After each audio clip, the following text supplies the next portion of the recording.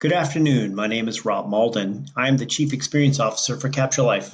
I wanted to talk to you today about what if school and youth photography was run like Disney, or more specifically, Disney photography businesses. I'm actually not going to talk to you today from the perspective of CaptureLife. I want to talk to you about from a perspective of my previous job, which was actually the Director of Imaging for Walt Disney Parks and Resorts. Let's kick off by talking a little bit about what I'm going to talk about today, and then we'll push off. So I want to give you a bit of an introduction to my background and to what I've done in the imaging industry, and then we'll talk about Disney's digital transformation story. So how Disney kind of moved through a full digital transformation of its platform, business, product, and offering. And then I also want to talk to you about the experience economy. And I'll describe what that means and how that framework is used within Disney for product and experience development, and give you an idea about how we used to think about it when I was working for Disney. And then we'll take that Disney approach and see if we can translate it and apply it to the broader school and sports photo business. So let's kick off. This is my old boss. This is Mickey Mouse. Show of hands, anybody watching the video that has been on a Disney Cruise Line cruise. That is actually where I started out my career with Disney. So I was with Disney for 21 years. I started first at Disney Cruise Line. I spent a decade at Disney Cruise Line. Back in the day, I think I was one of the first 50 people hired at Disney Cruise Line. I had jobs like manager of operations finance, manager of hotel operations, manager of shipboard revenue, and was really focused on kind of expanding the experience and extracting revenue and kind of growing that business. And when I was there at Disney Cruise Line, we had one of the most successful and profitable photo businesses in the cruise industry and in the Disney company. And through that, I met and learned of some folks that were about to start the transformational journey at Walt Disney World, and got tapped to join that group just as they were kicking off to go expand and to transform that business, and moved over to work in business development. So my next role was really at Walt Disney World in Florida. And that role quickly expanded from Walt Disney World to Disneyland, and that business eventually grew to a point that I actually inherited the P&L and the business responsibility for both Walt Disney World and Disneyland, working with a really, really strong, crack, smart team of folks that actually oversaw those businesses. And then that same team, we became subject matter experts for all of the international parks as well. So Disneyland Paris, Hong Kong Disneyland, Shanghai Disneyland. And so we helped develop those roadmaps, do their strategy planning, consulted with them on technology and cameras and business models and pricing models. And then we kind of migrated the service that started here in the US into the other parks around the world. Also, we talked about Disney Cruise Line a little bit, but two other niche businesses, Adventures by Disney, which is Disney's tour company, where they send two guides with you to premium tours around the world. Those two guides take photos when you're on vacation. All those photos are included in the experience. And Aulani, which is Disney's new resort in Hawaii, one of the most beautiful properties that we have. My team and I helped set them up, and the platform, the technical platform that they run on in Aulani is the same platform that's used at Walt Disney World and Disneyland. Finally, there were two other niche businesses that I oversaw and I inherited as I kind of matriculated through my imaging journey. One was Disney Fine Arts Photography and Video. That actually did at Walt Disney World all of the wedding photography, conventions, and event photography, and also the ESPN Wild World of Sports game day photos operation. So we had a specific branded team that takes all the photos at the sports complex and throughout Disney property. The breadth of sports photography that they take hits all court and field sports. So everything from basketball, football, volleyball, tennis, field hockey, soccer, archery, track and field, endurance races as well. Walt Disney World just had their Walt Disney World marathon weekend where they had a 5K, 10K, half marathon, and a marathon. And that team actually takes all the photos and delivers the photos for all of those events. So I've had a very broad experience in the Walt Disney Company, spent over 20 years building businesses, services, and experience for the company. And in the last decade, 12 years, was really kind of blowing up and expanding the photo businesses around the world. So into very high volume businesses. So let's talk a little bit about volume, just to give you a little bit of scope and scale. So I typically say every day is photo day at Disney, unlike a sporting event or a weekend or a tournament or a school photo day that could, or school photo season that could happen in the fall or the spring. Every single day we deploy over 1,000 photographers. Actually, we deploy a couple of hundred photo locations and have a staff of over 1,000 photographers at Walt Disney World and Disneyland, and generate hundreds of thousands of photos every single day, taking over 200 million photos, actually well over 200 million photos annually in the U.S. So in the decade that I was with Disney Photo Imaging, we took well over 1 billion photos during that time. Now, as you can imagine, we had to grow to that kind of volume. We had to expand the business and build a strong, very strong technical background and practice to be able to deliver those photos. So let me tell you a little bit about that story. Walt Disney, when he was envisioning Disneyland and Walt Disney World, he understood that photos spoke with a universal language. As he described the experiences that he would create, he knew that photos were a natural extension of those memories.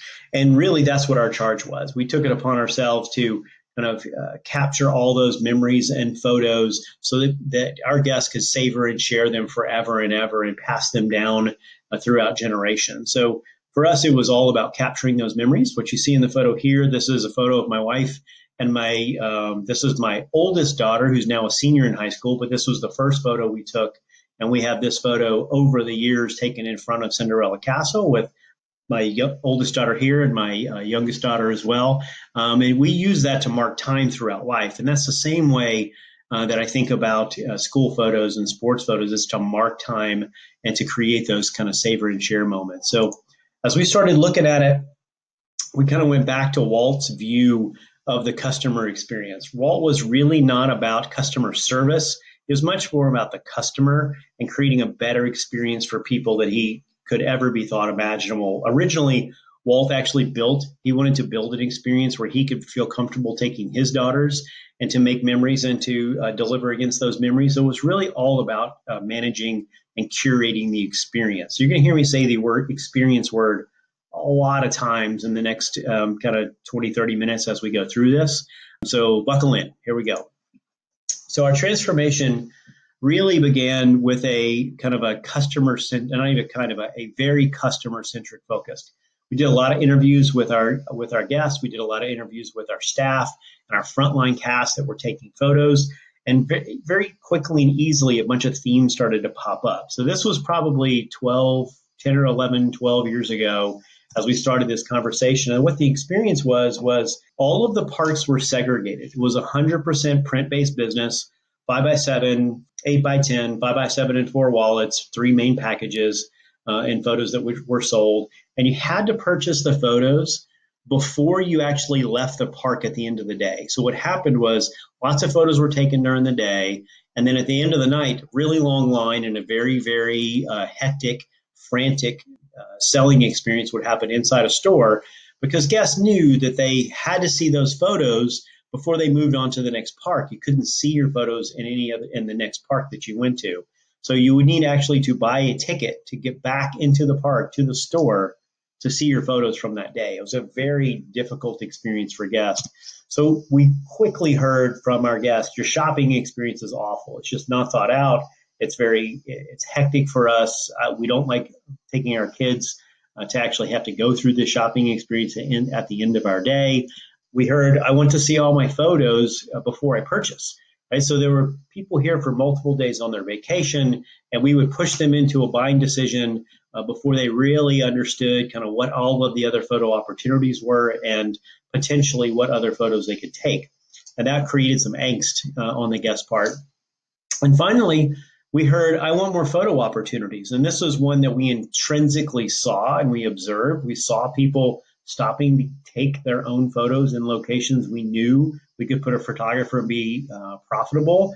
And when we started to ask our operations teams and the frontline folks in the field, we would ask questions like, well, why don't you put a photographer over there? Why don't you keep a photographer over here at this location? And we actually started to hear some very interesting feedback. We actually heard in a couple of locations where the photographers would tell us and the managers of that operation would tell us, you know, actually at certain points of the day, if we're really busy, we stop taking photos because we know the line at the end of the night is going to be so long, the duty manager is going to come gripe at us because they can't close the park. And we kind of looked at each other and said, okay, I think our operations team just told us that they cut off the supply because the demand is so high that it actually fills up the store and we can't take the money fast enough to actually satisfy the guest demand, which was what was unbelievable to actually hear some of that information, right? So we knew that there was constraints that were holding down the business. And so we spent some time trying to tackle those constraints to see if we could open it up. The first thing we did is tie all the parks together, right? We connected the servers in the various parks so that if you went to the Magic Kingdom the first day, Epcot the second day, and Animal Kingdom your last day, you could see all your photos from your experience at Animal Kingdom before you left, that was a great guest satisfier. And it kind of took away that angst of allowing them to shop with their full portfolio of photos. The last thing we did is we built a website, right? So we wanted to go take that demand and that pressure off the on-site sales locations. And we told people, get out of line, go online. And when we did this, we thought we were the smartest people kind of in the business. And so we built this website and we drove people to the website. What was interesting is it was ridiculously successful. Literally the very first day that we did it, 45% of the sales went away on the very first day. Now, that was great from a guest experience standpoint. That was challenging from a business standpoint because, as you can imagine, when your business basically gets cut in half overnight, Houston, we have a problem, right? We had to wait for a week or two or three for them to kind of come back to us. And what we internally, we said this was our Apollo 13 moment, right? If you remember the story of Apollo 13, there was an issue in the capsule that caused some damage. And there was a point in the mission where it actually went behind the moon. And when it did, it actually couldn't communicate back with NASA and with the Earth. So they had to wait to see if when it passed around the backside, if it actually came out on the other side and was okay and was actually able to go through the rescue mission. Well, for us, we had that same Apollo 13 moment. Guests left, our sales dropped. We had to wait for 1, 2, 3 weeks for them to get home and to find their the cards that we gave them to log in. They had to log in and they had to buy prints and products. Now, we didn't see a huge win at that point. We actually business was kind of neutral. So we had people that were buying products and were spending more. So the average spend was going up, but the penetration numbers were down. So because there were people that were leaving and never finding their way back to the store. And that was a problem. So what we realized is that we had identified a couple of the individual constraints and the needs, but we needed to take a much broader view to the business. So what we came up with this framework that really to do a true digital transformation, it needs to address the entire customer experience. So we kind of laid out what the paradigm of the business was at that time, right? It was 100% print-based. It was only sold prints, no digital, no products. It was all on-site sales. You had to purchase before you left, and if you left, you were out of luck. There was this false sense of scarcity, right? So there was multiple constraints. The technology was not strong to move the photos around and get them to the server. Server space at the time was expensive or pricey. The operations would artificially tamp down supply because they knew the stores would get too full, so they would actually stop taking photos. So there's all of these constraints about trying to find the best photo that a person would buy and print on a piece of paper. So a lot of those rules that were constrained by technology or development or creativity were very business-centric, right? So that we had to make a bunch of business-centric decisions that penalized the guest experience because we didn't have the right technology, the right creativity, the right equipment, right staffing levels, and so we had to go back and rethink that. And finally, all of that led to a business that was marketed, promoted, and discussed in a complete product framework. When people would talk about photography and getting photos, it was a very transactional model. The guest actually would walk down Main Street, see a photographer, and actually walk around them because they knew that if once they hit that photographer, it was going to be a very transactional experience, and that photographer was going to try to sell them something. And so that was just very awkward for our guests. So we really wanted to tear a page out of a new book. We kind of searched around for new guidance, and we actually quickly found some guidance in an unusual source. And this is a page that I've used many times in internal and external presentations. And it is a way to think about and look at your business. So we took guidance from a master, actually a true Jedi master, right? So when you think about this digital transformation and how to disrupt your business, we latched onto this notion of you must unlearn what you have learned. And so it's very easy to think about what you should be doing, but thinking about very critically about what you assume is the given that's always been done and the way the business has always been done. Sometimes you actually have to go unlearn all of those lessons that have brought you success to this point. And we needed to do that. So we forced ourselves to ask very critical questions about everything that we did, from a product and a pricing and promotions and placement, and having to how we thought about how the business was put together, how it was offered to guests, and we questioned everything. And when we started to do that, what was interesting is as we started to, the first thing we did is we realized, oh my gosh, we have all this extra capacity now, right? We dumped 50% of the people out of the store. We were able to go to our photographers and say, start taking lots of pictures. Right? Take more pictures than you've ever taken. We have lots of server space that you can fill up. We can actually double the amount of photos that we currently take to go push the business and actually grow it larger. So once we did that, we actually realized we started to hear this unusual problem we hadn't heard before, which was it wasn't which of the photos do I want. It was a point of view where guests were coming to us and saying, I want all the photos. These are great photos. I love them. But I don't want to choose from which ones I want and which ones I don't want. I just want them all.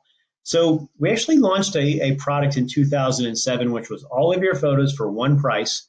It was actually named the Photo CD because we named it for the conveyance upon which it was delivered. And I have a point of view on that a little bit later. And included was a copyright release that they could actually go reproduce and recreate and put those photos on any medium for personal use. And they could actually go create their own products or their own prints at Snapfish or Shutterfly or Walgreens or Walmart. What was interesting is that almost immediately we started getting calls from Walmart corporate. And Walmart was saying all our stores from around the country are calling us and saying, is Disney really doing this? Are they really giving them a copyright to recreate their vacation photos? And we had to actually fax them multiple times the copies of the releases to let them know, yes, we are actually doing that. And at the time, it was very controversial. It was when the photo industry was holding tightly to the copyright because they assumed that was where the big value was. They wanted to extract every penny, dime, and dollar of money out of that copyright in that photo. But we took an opposite approach. We wanted to make it super, super guest friendly and friendly to our guests and not hold those photos hostage, essentially. Well, lo and behold, became our number one and most popular product, most popular SKU. My product developer at the time actually told me, you're crazy. No one's going to buy that. Not for $99. That'll never happen. He had been used to the business where people were spending $15 to $25 on average. So he was like, you're never going to drive the average spend for any population, I guess, 4X. Well, what happened was we did. And within the first year, this particular SKU, this particular product drove $1 million in sales, right? So it became $1 million SKU within a year. Once we understood that, we realized that we'd hit the first inflection point. So I'm going to pause here for a second because on this page and the next, I'm going to give you two recommendations for reading and books that I have found to be very helpful when thinking about disruption and digital transformation and the experience economy. So the first one is this book here where I take this definition of an inflection point. So Building Dragons, the Digital Transformation and the Experience Economy. And in that book, Daniel and Olivier define the inflection point as where you know the industry your business operates in has changed so profoundly that you either change it, you change your business completely, or you get killed by your competitors. The inflection could be a change in competition, regulatory issues, or in technology. And when we hit this digital product and we started to do all your photos for one price, we knew we had found the inflection point for our business. And it really made us continue to start to think about how we wanted to continue to drive people into that successful product. The next book, the book I want to point you to, is The Experience Economy by Joe Pine and James Gilmore. Now, this is a book that is widely read and widely talked about within Disney. It frames up in a very, very clear way this burgeoning experience economy that I believe, and there's many experts and product developers and experience developers in various industries that believe this as well. So it's a great book to go read and kind of understand about the experience economy and to understand how people are consuming those experiences. And we would use that as developers and as folks that would create it to build these experiences. Disney has been doing this forever.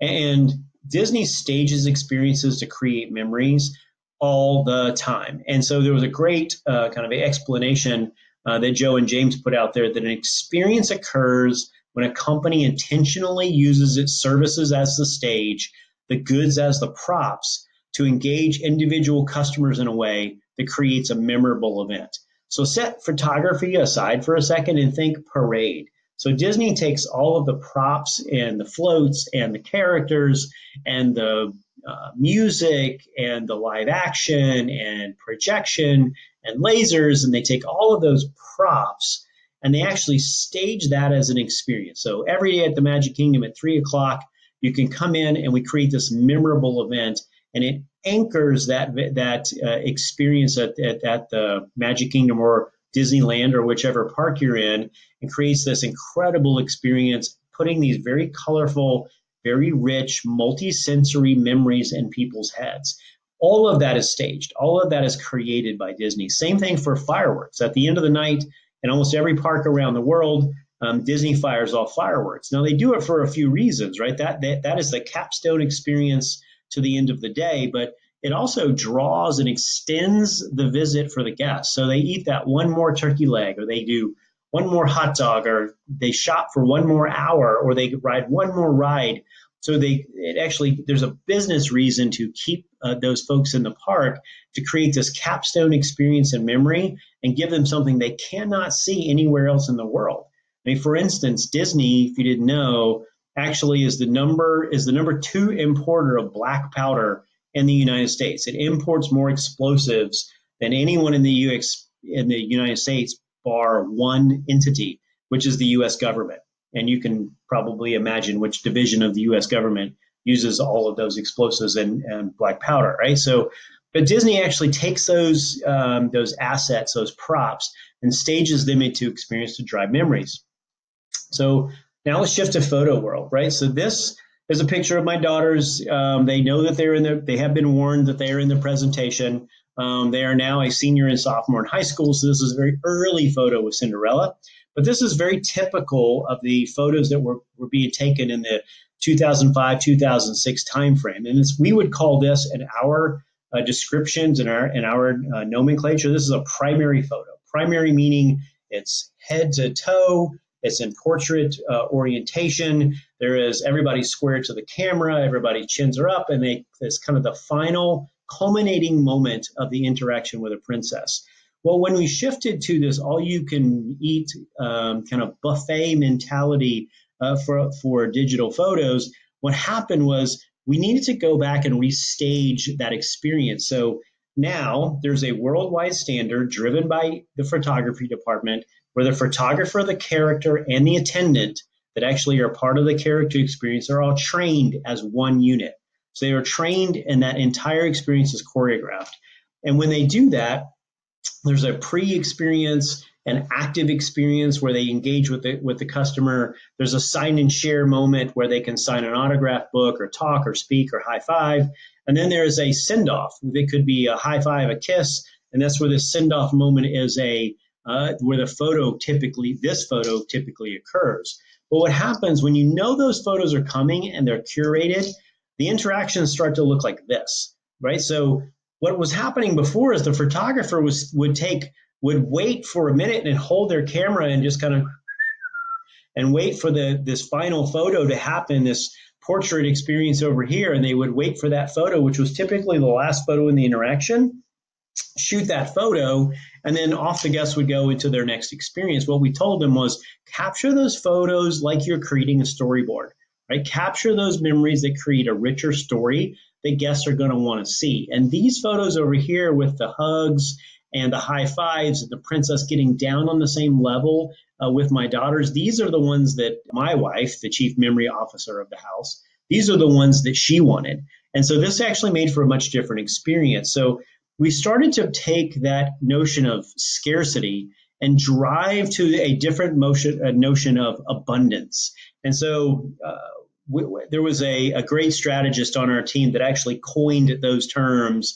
And so once we were able to describe abundance, we internally called it the buffet, right? I mentioned it before, but what would happen was we were trying to put as much on the buffet as possible so that if a person bought the buffet, they got a greater sense of value if they had a lot of photos. So it completely changed the way we actually started taking photos and how we would actually curate and create experiences and moments, right? So these are some examples that are taken straight from the Disney Photo Pass Instagram page. So if you want to go get some free ideas and benchmark a big entertainment company that takes hundreds of thousands of photos every single day and has to create a bunch of photos, go follow the Disney Photo Pass Instagram page and you'll get some ideas on how they are creating these Instagrammable and kind of volume moments with guests. So this photo here with Tinkerbell on the side of the screen, this photo has been taken at Walt Disney World and Disneyland for over a decade. It's a very easy photo. And when you think about how it was contrived, guests hold out their hands, super easy, and Tinkerbell appears in the photo. So there's a little bit of post-processing and a little bit of magic to do this. But this is a photo that mom and dad can't take. It's a photo that is difficult to replicate. It has a fun, magical story elements because our photographers, many of them will say, I have a magical camera. It shoots at super fast speed, and I can take a picture and sprinkle a little pixie dust, and I can make Tinkerbell appear in the photo, even if it happens so quickly you can't see it. Right? It creates this story moment where we can talk to the children and talk to the families and say, okay, suspend reality, and we're going to go create this moment to go take this interesting little photo. And by the way, if they hold out their hands and there's nothing in it, or mom or dad take a photo with their phone, it just looks silly, right? Which is a great kind of combat against the cell phones and other people taking the photos out there. Can be replicated with Sebastian or other small handheld characters. We do lots and lots of these every single day. Another easy version of that is these handheld placards. We're just medallions with a handle in the back that are used for special events or first visit or it's my anniversary, or could be used for here like 4th of July or Mickey's Very Merry Party. There's a lot of those that you can build right into the photo that makes them unique, distinct, and it's shot right in the photo. No post-processing, no need to go touch the photos after. So it's a way to create kind of volume and variety of photos, and we were all about that, right? Taking an effect like Tinkerbell. That photo can be shot anywhere at Walt Disney World with a wall, right? Anywhere you can shoot against a blank wall or a textured wall, you can shoot that photo. Seasonal events here, this is we would go shoot in a studio with the Headless Horseman, and then we're able to recreate that and drop that right into the photo. So you pose the guests in a fun way. They don't exactly know what's going to happen in the photo. They go back and see it later. They have this contrived photo. Photo frames. Super easy, super old school. We actually saw the team in Hong Kong doing this.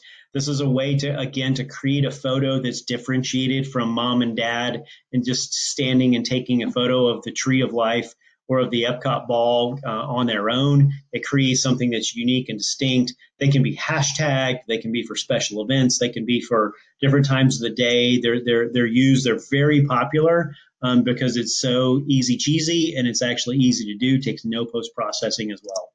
Right. So imagine also there's a lot of experiences around Walt Disney World and Disneyland where these experiences already live. Right. So the Sword and the Stone exist at both parks. It's actually easy to go contrive that experience and say, hey, have fun, see who's going to be the king and try to get the sword out. Right. The one on the with Star Wars, there is not yet a Millennium Falcon at Walt Disney World at Disneyland, but there is soon to be. So as we were mocking up photos, we actually did this via green screen, and it's very fun to, if you can actually, you can teach people to actually create that force push. And for Star Wars fans, they love this type of photo, right? It's a fake real version of the photo that puts people into the mind and the mindset and creates a really fun touch to the experience, right? Light is precious, right? So an iPhone or a Android phone is getting better, but they can't compete with the SLRs and the cameras that we have here from a light standpoint. So, and it's very, very hard to take the same quality of photo. So we experiment with light a lot, right? So then we have the Tinkerbell here and the lantern. This photo is at Rapunzel's grotto. When we actually launched this as a nighttime photo op, within about 2 weeks, the line for this photo was 2 hours long. We actually had to go make more lanterns because it was so popular. We actually had to split it out and make 2 lines to be able to shoot the amount of photos that people wanted to do here. Just a super easy way to generate volume and variety. Sports as well. So shout out to the Glossy Finish team. They were there at SPAC as well. They've got a very interesting and new activation that they're working on. So if you want to talk to the Glossy Finish team, I met Haim and the Glossy Finish team, 6 or 7 at least years ago when I was at Walt Disney World. They were actually shooting the baton twirling championships, which actually happen to happen often at the Walt Disney World ESPN Sports Complex. And so we started to chase all of those sports events and pull them into the platform. So if you came for a soccer tournament or you came for the endurance race, we pulled it into our ecosystem and actually we provided all of those photos. We started to really create some really rich, deep portfolios of photos. Now, what was happening in other marketplaces was subscriptions. Customers really understood subscriptions. And this model of moving from controlled scarcity and kind of one song, one album, and kind of being sold in a specific way, or going to a movie and having to pay $12, $15 to go to a movie, or having to have a cable subscription, versus this abundance model of having access to tens of thousands of titles and lots of content. People were starting to see that as a very valuable model. And if you think about Netflix was following the same prescription as that I've been describing, right? They created this subscription model. They quickly realized they wanted more content. They wanted more value to provide their guests. So they actually went from just licensing all of the content that was out there to becoming a content creator, right? They were so bought into the idea of abundance. All of a sudden they became a content creator, which is what we were doing as well. When you think about disruption, you think about the digital transformation, think about that whatever decision you make, those disruptions and is going to trigger innovations, right? We started out trying to solve a problem that was around sales and distribution, right? We're trying to figure out how to link places together and create a post-vacation sales experience to enable us to be able to take more photos.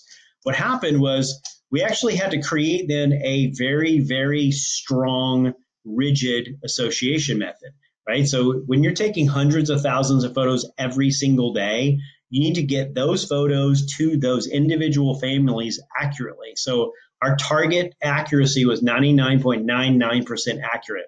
If it fell much below that, I was having to chase and recover too many lost photos. And so we had to redo our how we did association we did first mag stripe, then 2D barcodes, then RFID. So we kind of went through the gamut to go drive through that association. Now to do that, we had to build our own technology, right? We needed a way to be able to create metadata that could tell us where the photo was taken. We needed a way to scan whatever guest media someone was having, whether it was a park ticket or a card that we gave them. And then we needed a way to quickly get those photos off the camera and into our servers, right? So we needed a Wi-Fi enabled device because at the time there was no camera that had the Wi-Fi that had the speed and security that we could rely on. So we built a PDA that was hardwired to the camera, and that system actually is on probably version 6 or 7, but is out there, is actually deployed today. And when you put all of that together, it ties back to how you can enable that product. So when we started out, we thought we were solving a sales and distribution problem. What happened was we were a victim of our own success, and we had to solve all of these other problems, which then became the PhotoPass platform, that platform that really drove the business and the work that we were chasing, right? So what happened was we really started to drive and shift the paradigm. So we shifted from prints to digital. At this point, the pendulum shifted and the digital sales kind of eclipsed prints and shifted to be greater than 50% of our sales were digital and digital only. On-site sales really shifted to web primarily post-vacation and then to on-site. So on-site didn't go away because we were pushing so much more content and more supply in for a long time. The on-site sales actually stayed the same. We shifted from this idea of scarcity to abundance. We drove more in our minds. The more we could put on the buffet, the higher the value proposition. We could drive that price higher. And we kept it at $99 for a very long time. And then when we broke through the $100 barrier, we kind of went $190. We went $99, $109, $119, $125, $135, $149, and probably 2 or 3 years where we actually pushed the price up. And they kind of settled at that $149 price point as we were adding content. All of these ideas, but were so much more customer centric, right? We were pushing towards all digital. We're providing copyrights. We're getting them to people's computers very fast and giving them what they wanted. They got all the JPEGs of the experience. And but the biggest change that we made, which was subtle but clear, is we stopped talking about the business as the conveyance and the output. So when we rebranded and renamed the business the PhotoPass service. And so we beat that service moniker into all of our marketing promotions, into our photographers. And whenever you heard us talk about what we did, it was, we are the PhotoPass service. We will take all of your photos on vacation. We will be there wherever you are. We will get everyone in the photo. We will take great photos. We are at the places where memories are made, and we will capture them so you can savor and share them forever. Nowhere in our speech and our value proposition did we say you get 5x7s or you can buy 8x10s, right? We never described what we did and how we did it with the conveyance and the end product. It was all about, this is the service we provide to you, right? Because at this point, phones were starting to come out and becoming a competition for us. We still had to keep pushing that paradigm. So now let me pause a little bit to talk about the experience economy. And so this is from the book that Joe Pine and James Gilmore wrote. And I'm going to give you one kind of continuum that they talk about in the book a lot. And I'm going to kind of describe that to you and talk about how we made this leap from a product-based business to a service-based business and why that's important. So the lowest part of that continuum is a commodity, right? This is the lowest output. It's the cheapest price, and it's the least amount of value for what you do. And so where we started was we started in this product-based business. We were describing what we did as the output, the 5x7 or the 8x10. The problem with that is when you describe your service and what you do, and you place the value and you try to ascribe value to the output in the product, you risk commoditization. And this was happening to us, right? So at this time, everybody was rushing to free, right? There was the battles between OPhoto and Snapfish and Shutterfly and a whole bunch of folks that were giving away 20 free prints where you could go to Walgreens or Walmart and buy 9-cent prints. So when we were trying to sell a 5x7 print for $14.95, guests would come to us and say, I can get that at Walmart or Walgreens or Snapfish or Shutterfly for $1.50. And because we were actually trying to do a price, guests were allowed to do a price comparison because of how we positioned the product. So we actually just stopped doing that, right? We actually tried to push it in from a product and go up one rung on the ladder in the continuum to a service, right? So we renamed the business Disney PhotoPass. We gave it a moniker, an existence, a reason to be, and described it in those terms, right? So we pushed to do that service. Now, we really wanted to go to the highest level in the continuum, which is a full-on experience, but we weren't quite there yet. We needed to make one more transcendent leap to be able to do that. And then this happened, right? I mentioned phones a little bit earlier, but really the phone became the convergent device that was out there. It became the second inflection point that happened as part of the business. And then the request started to change. Digital to my phone, please, no longer to my PC. I want to share on social media, right? There's the social media explosion, and the social media was just devouring content. Why can't I get my photos on my phone in real time? We could do very quickly. We actually told people, even though we were taking hundreds of thousands of photos a day, our service level agreement was we'll get them to your PC within 24 hours. And we thought we were doing pretty good. We could almost always do better than that, but that was what we told people. And then people started to want to transact here, right? I want to expect to be able to pay and download photos right to my phone. So a complete new leap. Well, so this was circa 2012, 13, 14, when this was really starting to happen. And then we pushed to make the final shift from product to experience. So at Walt Disney World, you may have heard of a project that was a multiple hundred of millions of dollars a year project for the entire site of Walt Disney World. For our business, it was tens of millions of dollars of development and kind of replatforming to actually tie the experience, not just from a photography standpoint together, but tying it into the underlying platform of Walt Disney World. So what happened was they launched a wearable called the Magic Band. And if you stayed at Walt Disney World in the past 4 or 5 years, and you stayed in a Walt Disney World resort, you likely have received one of these Magic Bands. It has a RFID short range and long range chip in the band. That band can be used to open the door of your resort room, can get you inside the park, can actually tap to get your reservations for accelerated entry into the Horizon attractions. It can be used to pay at any food and beverage or merchandise location, and it can be used to associate your photos. Right. So all of a sudden, we became integrated into the technical platform and into the experience of Walt Disney World in a much, much more deep way. And then the final leap that we made was actually tying all of our photos into the native apps at Walt Disney World and Disneyland. And within only a couple of weeks, 2 or 3 weeks, it was one of, if not the most used attribute at the time of the app. People wanted to see their photos. They wanted to see them fast. And that was a great thing for the Walt Disney Company because we were driving people into the digital experience that the company had spent a lot of money on. It was a very big strategic component of that. Now, what also happened was because we went from a ancillary souvenir product to a strategic product, and it was built into the overall experience. When you called Walt Disney World to make a reservation, they would ask you, do you need tickets? Do you want to stay in a Walt Disney World resort? Do you want the all-inclusive dining package? Do you want all the photos from your vacation? So it got promoted to one of the top 4 products that were sold through the reservation agent. So at this point, we saw an interesting pendulum shift. It used to be that the majority of sales were digital and they happened after the vacation when people would see their photos.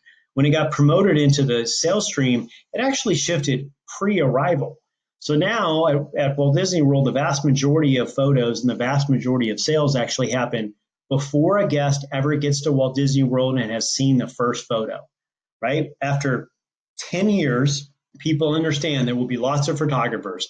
They will get everyone in the picture. They were high quality photos. They will get to my phone lickety split. Now, if you're take a photo on Main Street on any given day, the photos will be on your phone within 5 or 10 minutes, give or take, after the photo's taken. So there's it really blew out the experience and made it integrated into the experience. And that's when we said we went through a final rebranding and we made that final leap to the next experience level. So we really kind of transcended up to that kind of highest level experience on the experience economy continuum. So what? How does that apply to me? Why does that matter? Does that even connect with what's happening? Well, when we finally made that last paradigm shift to the app and really kind of pushed the experience, we knew that we had something, right? So as you think about the paradigm that's out there, I think, in my opinion, that the Lifetouch Shutterfly deal that happened is really this industry's inflection point, right? It's like Chris North, the CEO of Shutterfly, has come out and said, and they're very forthcoming with what their strategies are, and as they're talking to Wall Street and to their investors, their goal is to get 90% of online sales very quickly. They're driving to mobile. Mobile is a key critical part of their business model. And I know in the school market, people don't love that this is what Lifetouch and Shutterfly's strategy is and how much market share that they have. I actually like it. They're actually pulling the market, and they're chasing to where I think the market already is. I actually think everybody's behind and actually trying to catch up to the consumer and to the business model. And so from a CaptureLife standpoint, when I think about kind of where this market is not only going, but where it already is, CaptureLife creates the ability to provide you the ability to actually compete with this type of model that Lifetouch and Shutterfly do and that they're professing, and makes you competitive instantaneously, way more cheaply and way more quickly than I could have done it from a Disney standpoint. Because the Disney business is so big and so expensive and has a different set of resources to bring to bear. When I actually encountered CaptureLife after I had left Disney, I was shocked at how well they were doing and how frugally it was put together and how quickly they could actually get someone in business to actually go compete for this. So let's talk a little about how this paradigm that I talked about kind of compares into the school, into the sports space, right? So prints, I think the value from what my observation is, and your business may be in a similar or different spot, so you have to take this with a grain of salt. There's a lot of value placed on prints, not the capture, right? And again, think about the experience economy continuum. That risks commoditization. Guests are going to compare, and your customers are going to compare with Walgreens and Walmart and Shutterfly, and that's going to pull your average. That's going to pull the value perception of what you deliver down, not up, right? It limits your selling options. If you're trying to sell to prints, your packages are going to be whichever combination of prints you can put together to create value. But do people really want all those prints, and do they want all those combinations? But they're dead-end transactions. Typically, these are one and done. They walk away with the physical output and the physical product, and you have no conversation with them after that digitally. They don't register with you so that you can tell them about next season or remarketing, having the ability to remarket to them, right? Paper forms versus online selling. There's less control over the sales process when you give a form to a elementary school kid and say, take this home to mom. And basically you're relying on a school, a teacher, and a child to basically be the point of your spear from a marketing and communication standpoint. That's difficult. You lose control of your message. It's less convenient for parents to even make a purchase, or they've got to trust little Johnny or little Susie to actually take a check or money or however it is, and to take that money back into the school and to kind of get it into the system. And then you've got, is there keying errors? Is there data issues as that stuff is entered from a paper form versus an online selling and an online registration, right? Scarcity versus abundance. You're often delivering a single pose or making them choose a single pose. If you think about the Disney story, we quickly wanted to get away with that. Customers prefer choice. They may prefer something one background or one pose that they want to put on the wall. They may want something else on a Christmas card and something else on a holiday ornament, right? So, and something else on a birthday card. So giving them the ability to have options is very good. Again, you're constrained by your print-based paradigm, right? So if you're only thinking about print, and especially if you go into any kind of model that prints on spec, you're not going to take multiple poses or create abundance. You're going to push yourself, what I would say, falsely into this economy of scarcity. Business-centric and customer-centric. This is an important one, is like when you think about your products and your experiences and the decisions you're making, is it based on what's optimal for the photographer in the lab or for your customer, right? Is it aligned with your customer's expectations? Is it more business-centric? And I would say that many of the decisions that are made today are business-centric constrained, whether that's technology or business model or delivery. A lot of those are business-centric constraints that are out there. And the final one is I do not think that there are many people that I have seen, when I see them, they are exceptions, that are selling anything other than products. They're selling output, right? You're selling transactions and not experiences. Right? It's driving it, and that drives down your perceived value and the real value in your opportunity, and you lose the ability to innovate and differentiate. How would you change what you do and how you market and how you position and the experience that the customer has when photos are taken if it was a service and you called yourself a service and you had to describe yourself in those terms? And if you thought about, I want not only the output to be great, but I want the input and how they actually go through the experience to be fabulous as well, right? So let's tackle some of those paradigms. And again, these solutions may apply directly to you. They may actually apply not at all. So take them with a grain of salt, and hopefully they can guide you in a useful direction. So instead of placing your value on prints and capture, embrace digital products. I'm not saying embrace digital products because I'm the chief experience officer for CaptureLife or I have something against photo labs. I don't. I love photo products. I work with photo labs. I consult with photo labs. I love photo output. But digital is the place to be. Use digital to establish the value for your service, right? Create digital-only packages. Put digital in every single package, right? There's a lot of folks that will say, I'm going to do a print package and I will add digital to actually raise the price or to the average spend. I actually think that's 180 degrees the opposite model. I think I actually would coach people to use digital, create the base level of value for your service, and add-on should be prints and paper because that's the commodity. Digital includes the service of your artistry, your experience, and the delivery that you're doing to the guest from your technical platform. It's easier for people to pay more for that than it is a piece of paper that they can actually get in another market as a commodity, right? It creates an ongoing connection with the customer, right? Digital, by definition, means they've got to come back to a digital experience, app or web, to actually take it. When they do that, you have the ability to have them register. You can actually now have a conversation with them. You can create an ongoing connection with the customer.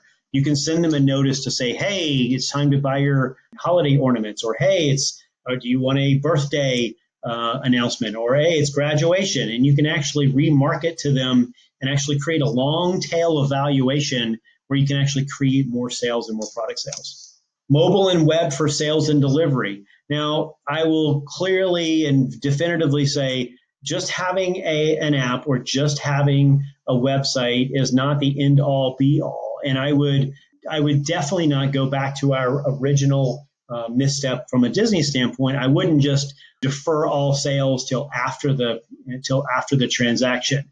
Your holy grail is to do what you've been doing for many, many years and get people to pre-commit. When people pre-commit and they understand your service and they understand your value, it takes a lot of the angst of the transaction out of the transaction and allows you to be more creative, gives you more control of the sales process. There's a much higher sales and satisfaction. There's a higher satisfaction rating and a better experience from the parents if they can do that digitally and frictionlessly, if that's actually a word. It's with less friction, right? And I believe you can reverse your declining participation rates. I think just by making it, building an experience that's digital, that has less friction, you can actually drive up your sales and your penetration numbers. Abundance, abundance, abundance, abundance. I would hit this one as hard as I would say experience, experience, experience, experience.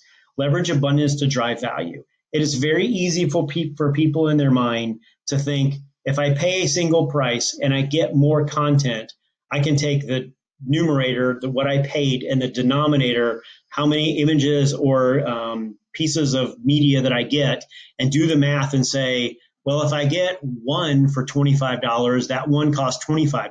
But if I get five for $25, they each cost about $5 each, and that's actually not feeling that expensive, right? So fool them by putting together those packages and leveraging abundance. Create volume and variety to boost that perceived value. Is it, instead of asking them which knockout do you want, how about give them all of them, right? Maybe they want the blue background for what's going to hang on the wall or be on mom or dad's desk or sit on the kitchen counter, but they want the red one for their holiday ornament, right? So maybe they want something that's school related that's going to be in their school photo album, right? So give them the choice of abundance to drive that value.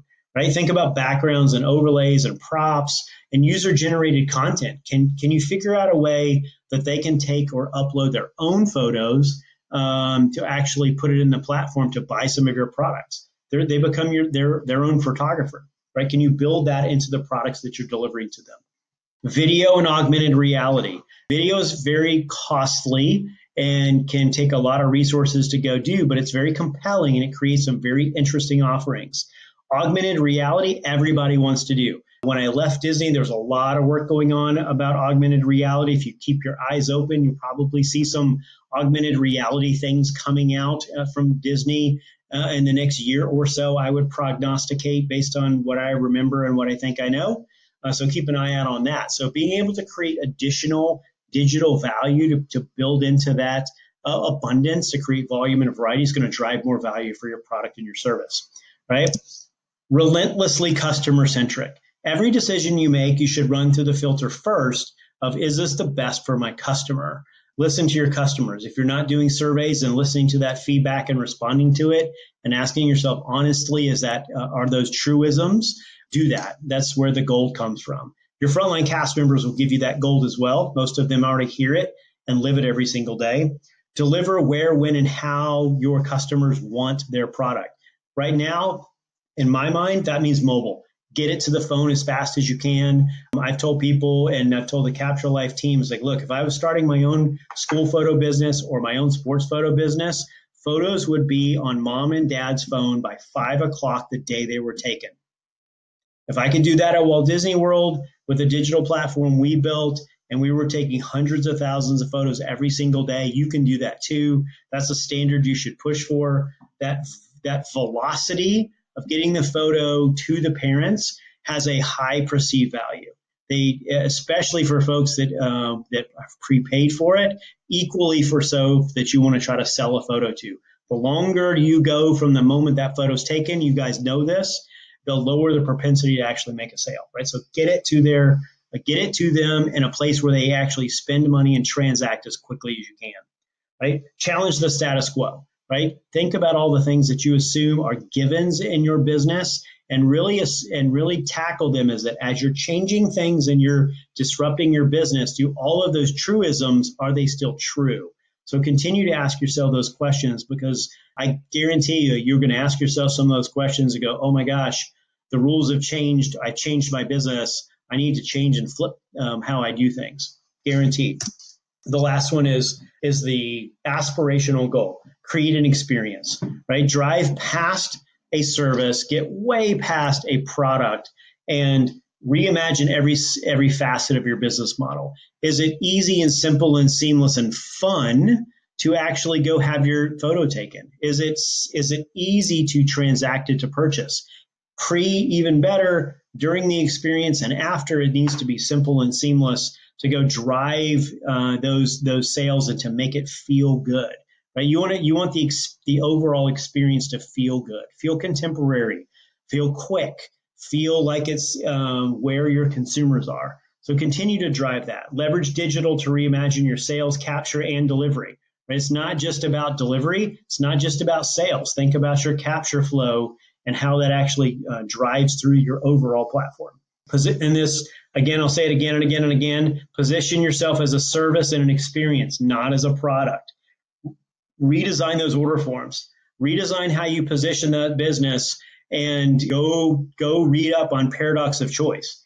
Having lots and lots and lots of choices is not a good thing, right? Go take a critical eye at your order forms and check and see and make sure you can answer the question through your analytics and your data, which of my packages are my best sellers? Kill the least performing sellers, position things in a digital way, position the value up front, make sure people understand what you do and why you're better than everybody else. Continue to shift that paradigm. So that's it. So I'm going to give you one last slide. And for those at SPAC, that actually did see this, I'm actually re-recording and rebroadcasting this on behalf of CaptureLife, and I'm actually adding one more slide that wasn't at SPAC. It actually was referenced in some questions that I took after the session. So a couple of things. I want you to think about a quote from Bob Iger, who's the current chairman of the Walt Disney Company. The riskiest thing you can do is maintain your status quo. Right? In a service business, an experience business, the most risky decision you can take is no decision and doing nothing. So it is less risky for you to actually go and try something. So put that into the back of your mind as you think about how you want to go to disrupt your business. Do it in a planful way. Sometimes you want to be revolutionary. Sometimes you want to be evolutionary. You need to find what's right for your business and the cadence that's right for your business. So here's a model that may be right for some people. It's a school photo model, and it's a way to think about how you can think about the business in a completely different way. So let's talk about a school memories plan. So instead of trying to sell someone a photo in the spring or a photo in the fall, what if you sold a subscription, right? What if you had a technical platform and the ability to actually go have a plan that could automatically renew, so that as you went from year to year, all of your photos from all of your school portraits, your school ID, photos from school events, you could actually create photos and give specific borders and graphics. So you could give the logos for the school. You could create borders for the football games. You could include the photos from the National Honor Society events, and you could go to the like other folks have done in the past, like Jostens and other vendors that have been out there. They've created these platforms to be able to bring photos in through the journalism departments and the yearbook committees, but give them one singular place that the parents can go and get all of their memories. Now, you don't have to pay and provide photographers at all those events. You can actually create access and let people in, right? So you can actually have the school providing, and then you could drop into specific events. I know there's contracts that you guys have that are out there where you may be required to do school photo day and to do the portrait and ID day and to do the photos for the yearbook and come to 1, 2, 3, 4, or 5 school events, whatever the contract says, right? Drop all of those photos into one location. Have the parents come in and pay one subscription price, right? Have access to all of their photos and drive everything into there, right? Take all of the friction of these multiple transactions out of the mix. Play around with that model. That's a model I want you to think about, because as you think, this is something that CaptureLife is being engineered for, and the ability to do these kind of subscription models and go to this abundance content. So I'm going to wrap up. So I'm going to leave 2 contact things here. Connect to me in LinkedIn if you want.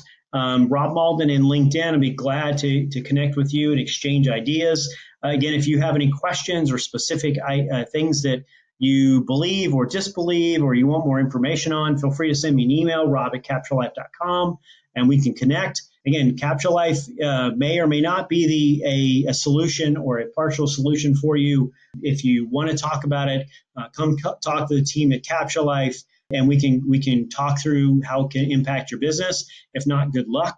And I hope this story about what we did at Disney actually applies to your business, and you've actually taken away some interesting nuggets and ideas. Thank you very much.